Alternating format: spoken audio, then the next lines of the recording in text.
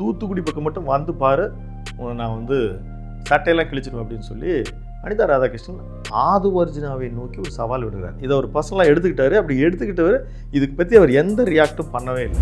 இதற்கு பிறகு இந்த கைது படலங்கள் வெகு நிச்சயமாக தொடரும். அது அடுத்து வந்து யார் கைது, செந்தில் பாலாஜி கைது செய்யப்படுவது உறுதி. ஆதவர்ஜுனா அவர்கள் கரூரில் ஒரு கணக்கு எங்களுக்கு இருக்குது, அதை நாங்கள் தீர்க்கணும் அப்படின்னு செந்தில் பாலாஜியை நோக்கி தான் பேசினார். அவருடைய உச்சபட்ச அவருடைய எண்ணம் உதயநிதியோ அல்லது மு.க. ஸ்டாலின் அவர்களே கைது செய்வது தான். அரங்கம் நேயர்களுக்கு வணக்கம். இது செய்திக்கு பின்னால். அனிதா ராதாகிருஷ்ணன் முன்னாள் அமைச்சரும் திருச்செந்தூர் தொகுதியினுடைய எம்எல்ஏவும் இருக்கக்கூடியவர் தற்பொழுது கைது செய்யப்பட்டிருக்கிறார். நீதிமன்றத்தில் ஆஜர் செய்ய போகிறார். அவர் கைது செய்யப்பட்டதற்கு உண்மையான காரணம் என்ன, மேலும் திமுகவை சேர்ந்தவர்கள் யாரெல்லாம் கைது செய்யப்படுகிறார்கள், அதே வேளையில் அதிமுகவில் சேர்ந்த முன்னாள் இன்னாள் எம்எல்ஏக்கள் உறுப்பினர்கள் யாரெல்லாம் தாவேகாவை நோக்கி செல்லப் போகிறார்கள் என்கின்ற செய்தி இந்த காணொளியில் பார்க்கலாம்.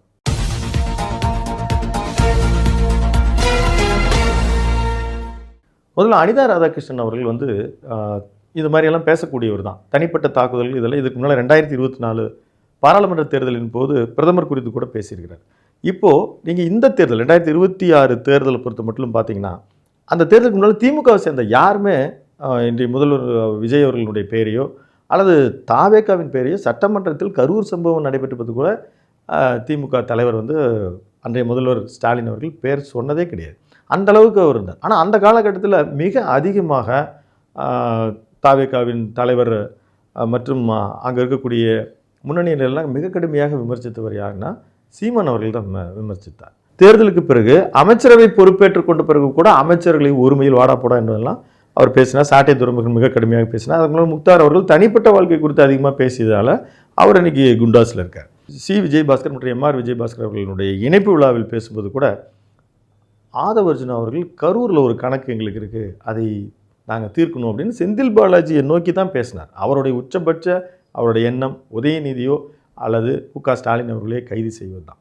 இப்போ இந்த ரெண்டு விஷயத்தில் ஒரு கனெக்ஷன் இருக்குது. எப்படின்னா திமுக அவர்கள் எல்லாம் கைது செய்யப்பட்டு வருகிறதுல தாவேக அரசு அறுதி பெரும்பான்மை பெற்றிருந்தாலும் கூட அவர்கள் அதிமுகவில் இருப்பவர்களை அதிகமாக அவர்களை இழுத்துட்டு அவங்க வந்து ஒரு இடைத்தேர்தல், பெரிய இடைத்தேர்தலாக ஒரு 10-12 பேர் இடைத்தேர்தலை செய்வதன் நோக்கமே என்னென்னா, அங்கேருந்து வந்த கூட்டணி அரசு அன்றைக்கு தேவையாக இருந்தது, அதை செஞ்சுட்டாங்க. செய்து முடித்த அவர்கள் இப்போ திமுகவை நோக்கி அவர் வந்து KN நேருவை அவர்கள் வந்து அரெஸ்ட் பண்ணுன்ற எண்ணம் இருக்குது. அதே போல் சேகர் பாபு, அதே போல் ஏவாவேலு மேலே இப்போ வந்து ஒரு குற்றப்பத்திரிக்கை தாக்கல் செய்து அவர் வந்து இப்போ மருத்துவ சிகிச்சைன்னு சொல்லி அவருக்கு தெரியுது. இப்போ விரைவில் முதல் கைது தானாக தான் இருப்பான்னு நினச்சா ஒரு சிங்கப்பூரில் இப்போ சிகிச்சை பெற்று வருவதாக செய்தி வருகிறது. அவருக்கு என்ன உடல்நிலை, ஏன் சிங்கப்பூர் போயிருக்காருன்றது இன்றைக்கி லஞ்ச ஒழிப்புத்துறையே சொல்லியிருக்கிறாங்க. இவர்களுடைய நோக்கம் குறிப்பாக ஆதவர்ஜுனா இப்போ அனிதா ராதாகிருஷ்ணனை முதல்ல வந்து கைது செய்வதன் நோக்கம் என்னென்னா, ஜூன் 20 அதாவது மறைந்த முதல்வர் கருணாநிதி அவர்களுடைய பெயரால் தொடர்ந்து அவங்க விழாக்களில் பேசும்போது அனிதா ராதாகிருஷ்ணன் ஒரு இடத்துல பேசுனது தான். இப்போ முதல்வர் குறித்தும் முதல்வருடைய தனிப்பட்ட வாழ்க்கை குறித்தும் குறிப்பாக நடிகை ஒருவரோட கனெக்ட் பண்ணி அவர் பேசுறது குறித்தும் தான் இப்போ வழக்கு பதிவு செய்யப்பட்டு அவர் வந்து நீதிமன்றத்தில் ஆஜர் செய்யப்பட்டதாக தகவல்கள் இது வரைக்கும் வெளியே வந்திருக்கு. ஆனால் உண்மையில் என்னென்னா, அது இன்னொரு மீட்டிங்கில் அவர் பேசும்போது என்ன சொல்கிறாருன்னா, நம்மளோட இளந்தலைவர் உதயநிதி நீ தொடணும்னு நினைக்கிறேன், தொட்டினா நடக்கிறத வேறு, நீ தூத்துக்குடி பக்கம் மட்டும் வந்து பாரு, நான் வந்து சட்டையெல்லாம் கிழிச்சிடுவேன் அப்படின்னு சொல்லி அனிதா ராதாகிருஷ்ணன் ஆதுவர்ஜுனாவை நோக்கி ஒரு சவால் விடுறார். இதை ஒரு பர்சனலாக எடுத்துக்கிட்டாரு. அப்படி எடுத்துக்கிட்டவர் இதுக்கு பற்றி அவர் எந்த ரியாக்டும் பண்ணவே இல்லை. அது ரொம்ப ஆச்சரியமாக இருந்துச்சு. எல்லா விஷயத்துக்கும் சட்டமன்றமாகட்டும் வெளியிலே ஆகட்டும் தொடர்ந்து பேசக்கூடிய ஆதவர்ஜுனா ரொம்ப சைலண்ட்டாக மெயின்டைன் பண்ணார். அதேமாதிரி அதுக்கான ஒரு பழி தீர்ப்பாக தான் இந்த கைது நடவடிக்கை பார்க்கப்படுகிறது. ஆனால் அவருடைய சொற்கள் முதல்வர் நோக்கி பேசுகிறது, ஏன்னா அவதூறு வழக்கில் இப்போ RS பாரதி அவர்கள் திமுகவினுடைய செய்தி தொடர்பாளர் அவர் சொல்லும்போது கூட இது மாதிரி ஒரு டிஃபர்மேட்டிவ் அவதூறு வழக்குகளில் கைது செய்கிற நடைமுறை கிடையாது. அப்படியே செஞ்சாலும் இப்போது யூடியூபர் மாரிதாஸ் அவர்கள் கூட கைது செய்யப்பட்டார். அப்படி செய்யப்பட்ட பொழுது அடுத்த ஒரு நாட்டிலே டிஃபர்மேஷன் கேஸுக்கு ரொம்ப நாள்லாம் நீங்கள் வந்து ஒரு தனிப்பட்ட விஷயங்கள் பேசினார், அதாவது ஒரு கலவரத்தை தூண்டும் வகையில் இவருடைய பேச்சு இருந்தது, இது மாதிரி விஷயங்கள்லாம் பதியப்படுவது வழக்கம். அது BNS 356 ஆகட்டும், அதே மாதிரி 199, 450, 400 இந்த மாதிரியான வழக்குகளில் இது மாதிரி கைது செய்யப்படலாம் அப்படின்னு இருந்தாலும் கூட பெரும்பாலும் அரசுகள் இதெல்லாம் செய்வதில்லை. இது ஒரு பழிவாங்க நடவடிக்கையாக தான் பார்க்கப்படும். இப்போ எத்தனையோ விஷயங்கள் இருக்கும் பொழுது இந்த விஷயத்தை கான்சன்ட்ரேட் பண்ணுறதுக்கு மிக முக்கிய காரணம் அவர்களே கூட வந்து, அதாவது திமுக அந்த கைது செய்யப்பட்ட அந்த இடங்களில் கூட கோஷம் ஆதவர்ஜுனாவை நோக்கித்தான் இருந்தது ஒரு பக்கம் பார்க்குறோம். இன்னொரு பக்கம் பார்த்தீங்கன்னா, முதல்ல இங்கே அதிமுகவிலேருந்து சி விஜயபாஸ்கர் ஆகட்டும், அதே மாதிரி எம்ஆர் விஜயபாஸ்கர் வந்ததெல்லாம் ஒரு பெரிய ஆச்சரியமாக இருந்தது. இப்போ நம்ம பேசிகிட்டு இருக்க இந்த தருணத்தில் முன்னாள் அமைச்சர் வைகை செல்வன் அவர்கள் ரிசைன் பண்ணியிருக்காரு. இது எங்கெங்கெல்லாம் போக போகுது அப்படின்னு தெரியல. அதே மாதிரி முதலமைச்சர் அவர்கள் வந்து ஒரு 34 அமைச்சர், முதலமைச்சரோடு சேர்த்து 35 பேர் அமைச்சரவை பங்கு வகிக்கலாம். அப்படி இருக்கும் பொழுது ஒரு 25 பேர் முதல்ல அதிமுகவை சேர்ந்த எம்எல்ஏக்கள்லாம் தாவேக அரசு முதல்ல உள்ளே போகும் பொழுதே அவர்கள் ஆதரவு தெரிவித்தாங்க. ஆனால் அவர்கள் வந்து இதே இன்றைக்கு இருக்கக்கூடிய விஜயபாஸ்கர் ஆகட்டும், மற்ற சிவி சண்முகம் ஆகட்டும், இவங்கெல்லாம் ஒரு அமைச்சரவை எதிர்பார்த்தாங்க. ஆனால் 3இல் 2 பேர் வராமல் இவர்களெல்லாம் சேர்த்துக்கிட்டு நம்ம சில கஷ்டங்களுக்கு உள்ளாகணும். இவர்களெல்லாம் ஆரம்பத்திலேயே சேர்த்துக்கிட்டோம்னா கம்யூனிஸ்ட் கட்சி ரொம்ப பெரிய அளவில் வருத்தமும் எதிர்ப்பும் பதிவு செஞ்சாங்க. நீங்கள் அதிமுக எம்எல்ஏனுடைய ஆதரவுகளை எல்லாம் பெற்றீங்கன்னா நாங்கள் உடனே விலகிக் கொள்வோம். அப்போ அவங்க ஒரு சிம்பிள் ஒரு சின்ன மெஜாரிட்டி இருக்கும் பொழுது இந்த முயற்சியெல்லாம் எடுக்க வேணும்னா அவங்களை அமைதி காத்தார்கள்.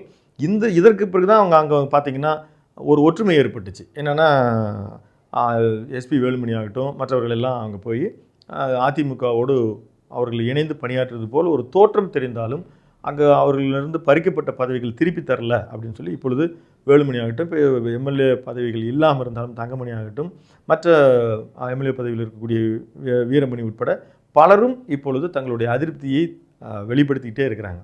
ஒரு மாவட்ட செயலாளர் பதவி கூட ஒரு குறுகிய நாட்களில் அவர் வந்து வாங்கிட்டு திருப்பி தரதுக்கு தனக்கு தயாராக இல்லை அப்படின்றது எஸ்பி வேலுமணியினுடைய மிகப்பெரிய ஒரு வருத்தமாக இருக்குது. நீங்கள் வந்து எனக்கு துணை பொதுச் செயலாளர்னு பெரிய பதவி கொடுத்தாலும் மாவட்டத்துக்குள்ளே அதே சேமா வேலுச்சாமி முன்னாள் மேயர் மற்றும் அமைச்சர் அவருக்கு தானே நீங்கள் முக்கியத்துவம் கொடுக்குறீங்க.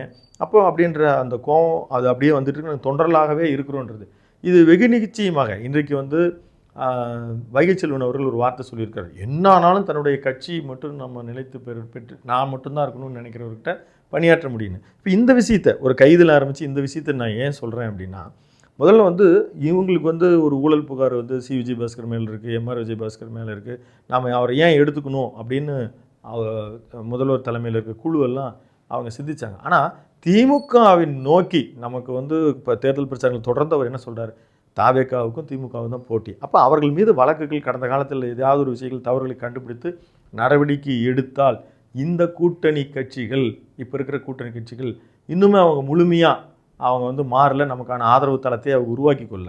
இப்போ வேணால் வைகோ போன்றவர்கள்லாம் ஒரு பெரிய அளவில் முரட்டு முட்டாக அவர்கள் பேசி கொண்டிருந்தாலும் கூட ஏதாவது ஒரு விஷயங்களில் அழுத்தங்கள் அதிகமாகவும் காங்கிரஸ் கட்சியாகவும் விசிகே ஆகட்டும் அவங்க வந்து நாங்கள் அமைதியாக இருக்கணுமா, அப்போ எங்களுக்கு அமைச்சரவை மாற்றி கொடுங்க, பவர்ஃபுல்லான ஒரு போர்ட்ஃபோலியோ கொடுங்க, இந்த மாதிரியான விஷயங்கள்லாம் வருன்றதுக்காக தான் அவர் என்ன மாதிரியான பெயர் வந்தாலும் சரின்னு அதிமுகவில் இருந்த எம்எல்ஏக்கள் எல்லாம் பதவியை ராஜினாமா செய்யும். இது தொடர்ந்து விரைவில் வேலுமணி உட்பட பலரும் வர இருக்கிறதா தெரிகிறது. இதற்கு பிறகு இந்த கைது படலங்கள் வெகு நிச்சயமாக தொடரும். அது அடுத்து வந்து யார் கைது, செந்தில் பாலாஜி கைது செய்யப்படுவது உறுதி. அதே போல் இந்த ராம்சார் நிலங்கள் தொடர்பான விஷயங்களில் சேகர்பாபு அவர்களும் கைது செய்யப்படுவது உறுதி. இது அப்படியே திமுகவினுடைய பல்வேறு தலைமையை நோக்கி நகரும். அடுத்து யார் யார் என்ன நடக்குது என்பதை வரக்கூடிய செய்தியின் அடிப்படையில் உங்களுக்கு தரவிருக்கிறோம். மீண்டும் ஒரு செய்திக்கு பின்னால் சந்திப்போம். நன்றி.